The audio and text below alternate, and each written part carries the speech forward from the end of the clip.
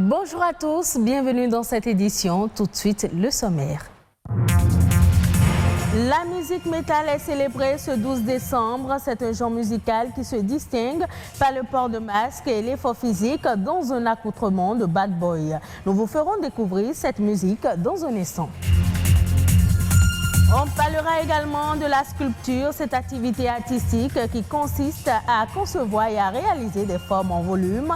Les aptitudes à avoir pour être un bon sculpteur, vous le saurez dans un instant.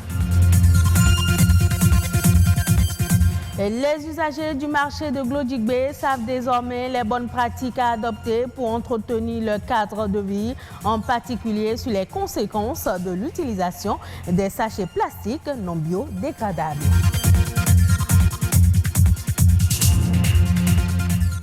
Le 12 décembre de chaque année, le monde entier célèbre la journée internationale de la musique métal. Elle est toujours mal reconnue comme un genre musical à part entière par les mélomanes. La particularité de cette musique est le port de masque, l'effort physique dans un accoutrement extraordinaire qualifié de bad boy. Émile Azopota.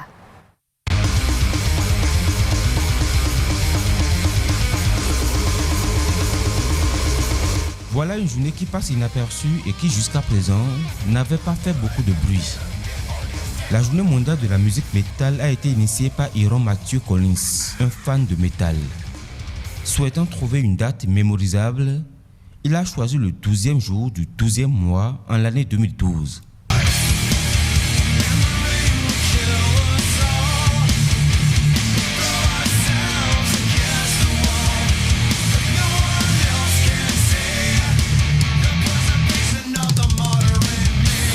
Grossièrement assimilé à un dérivé du genre hard rock, en raison de l'importance donnée aux guitares saturées et au rythme puissant de la batterie, la musique métal, initialement réservée à un public très ciblé, trouve aujourd'hui son audimat dans le monde entier.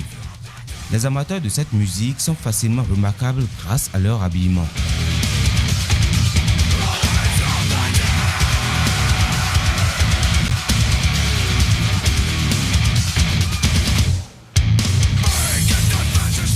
La musique métal a toujours du mal à être reconnue comme genre à part entière par les amateurs de la musique.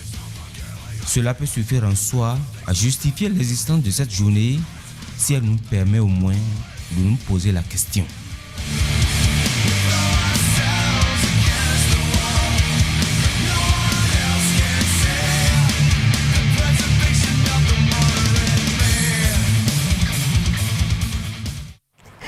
Cotonou a accueilli cette année la 4e édition de TEDx TELC 2020, une conférence au cours de laquelle plusieurs spécialistes dans les domaines de la santé, le cinéma, le numérique, la communication et le coaching ont partagé avec le public leur parcours, leur expérience et leur vision du développement de l'Afrique. Quelques orateurs se sont confiés au micro de Rodrigue Blondoumé et Patrick Adjaboudjou.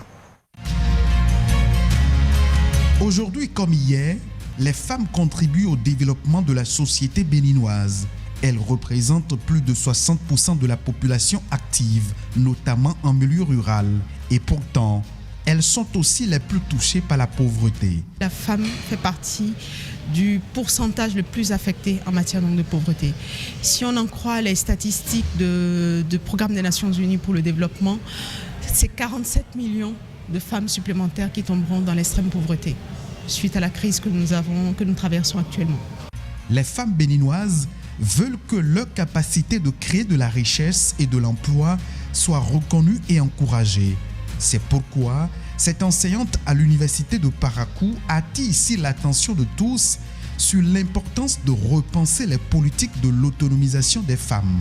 L'objectif, c'est d'avoir une meilleure allocation des ressources, d'aider toujours les femmes, de renforcer leurs capacités, de les autonomiser.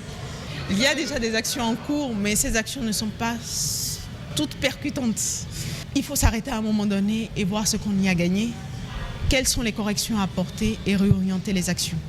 Réorienter les actions pour l'autonomisation des femmes, oui, mais aussi celles du secteur du cinéma.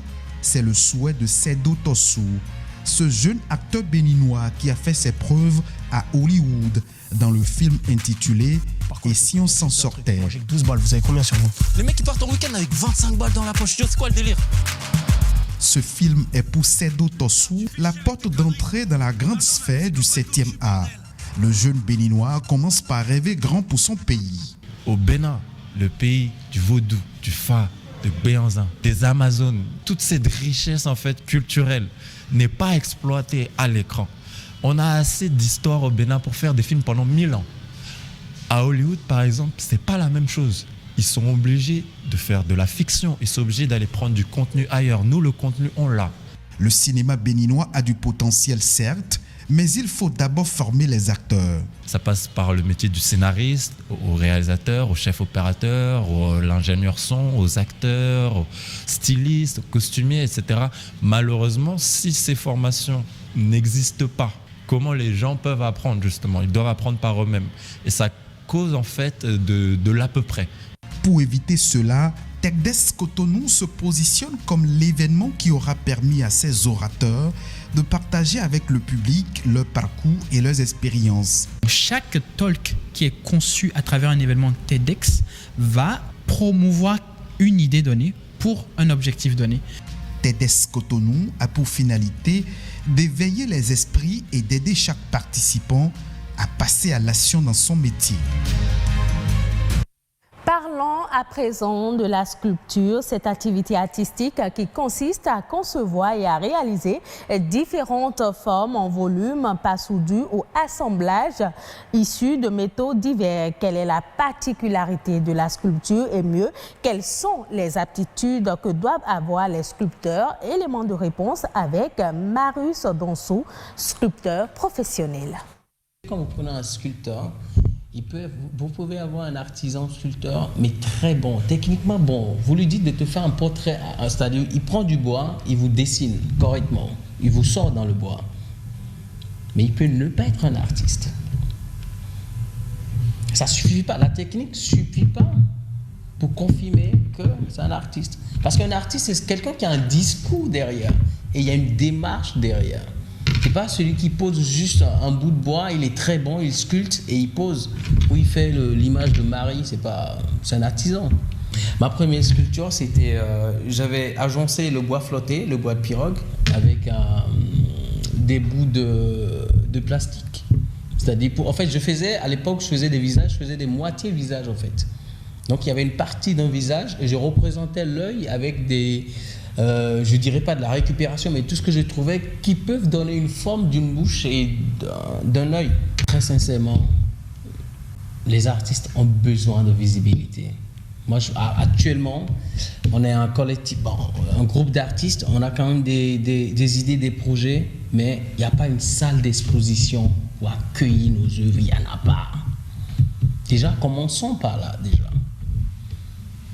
Il faut des lieux d'exposition. Les artistes ont besoin de s'exprimer. Ce n'est pas d'aller exposer dans les 4 murs, non. Il faut des vraies salles d'exposition. Il faut des espaces culturels. Là, ce qui va permettre à une génération, c'est-à-dire d'être déjà ancrée, d'avoir cette éducation déjà, ils vont grandir avec. La lutte contre les sachets plastiques non biodégradables au Bénin demeure une préoccupation majeure, notamment pour les structures intervenant dans le domaine de l'environnement. Au marché de Glodibé, les usagers ont été sensibilisés sur la question et les bonnes pratiques à adopter pour entretenir le cadre de vie. Rodrigue Bondoumé et Ulvaïus Balobou nous en parlent. Chaque année, environ 5 000 milliards de sacs en plastique sont consommés dans le monde, soit presque 10 millions par minute. Ces chiffres de l'Organisation des Nations Unies pour l'environnement révèlent combien la pollution plastique menace l'écosystème, la biodiversité et la santé. Le sachet constitue un danger public. D'abord, un danger pour les animaux qui sont dans la mer, un danger pour la terre sur laquelle nous sommes, un danger pour notre environnement. Par exemple, si je prends les animaux aquatiques qui vivent dans la mer, ces sachets-là, la quantité de sachets qui est déversée dans nos mers aujourd'hui dépasse même la quantité de poissons qui se trouvent dans la mer. Mieux, nous avions constaté depuis un certain temps que nos terres cultivables sont jonchées de sachets. Et dans ce cas, nous n'aurons pas une bonne récolte. Alors que le Bénin, depuis novembre 2017, a adopté une loi interdisant la production, l'importation, la commercialisation et l'utilisation des sacs en plastique non biodégradables, la pratique n'a pas changé. Ici, au marché de Glodjibé, le phénomène à la peau dure. Nous avions remarqué le marché qui est jonché de sachets. Il y a des ordures, des tas d'immondices un peu partout dans le marché. Un constat effarant contre lequel l'ONG Action de Solidarité s'engage à travers des séances de sensibilisation et d'information. Pendant longtemps, l'on est resté ignorant de cette grave conséquence sur l'homme et son environnement. C'est pourquoi nous sommes venus ici pour parler et expliquer aux braves populations de l'arrondissement de Glodjibé les conséquences de l'usage des sachets plastiques. Et pour poser des actes concrets en vue de l'élimination définitive des sachets plastiques non biodégradables, les usagers du marché de Glodjibé sont appelés à être des ambassadeurs de la protection de l'environnement. Nous avions confié la mission à certaines personnes et cette tâche consiste à sensibiliser les usagers du marché. Eux aussi doivent donner de bons exemples à travers les crières publiques, à travers les panneaux de signalisation, les panneaux publicitaires, les panneaux qui seront disposés un peu partout dans le marché. Dans quelques temps, nous allons revenir, nous allons redescendre dans le marché pour voir si effectivement ce qu'ils ont reçu comme formation, ils ont mis ça en application. Et pour renforcer cette action, des poubelles ont été offertes aux usagers du marché, avec comme mot d'ordre adopter de bons comportements avant la phase de répression. Autre fait de l'actualité nationale dans ce journal à travers la compilation des informations de ces derniers jours réalisée par Amandine Aliambossou, c'est la nation en bref et en images.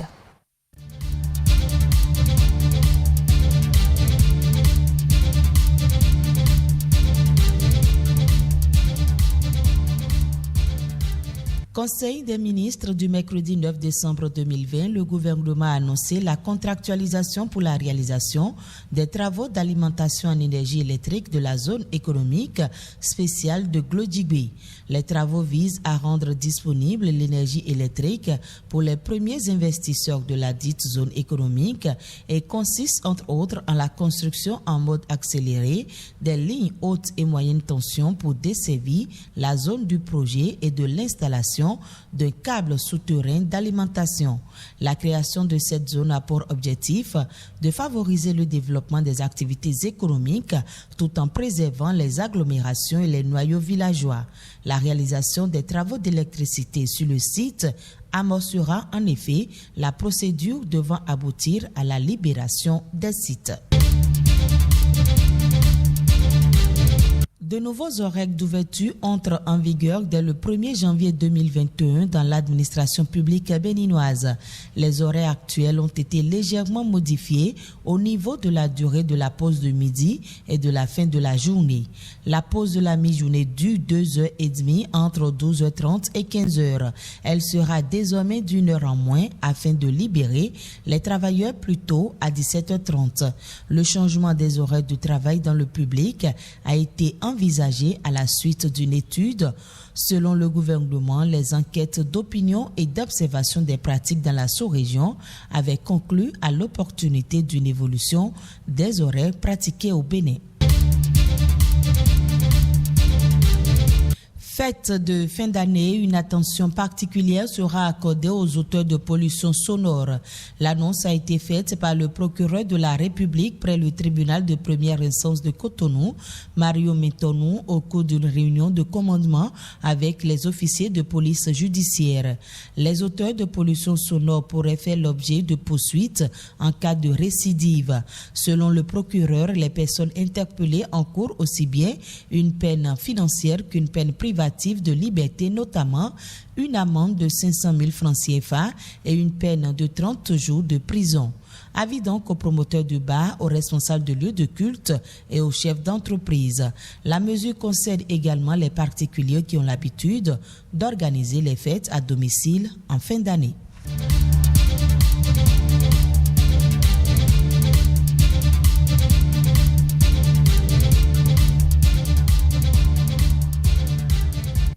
Ce sera tout pour ce journal. Merci d'être resté des nôtres. Retrouvez cette édition sur le site de l'OATB, www.oatb.bj.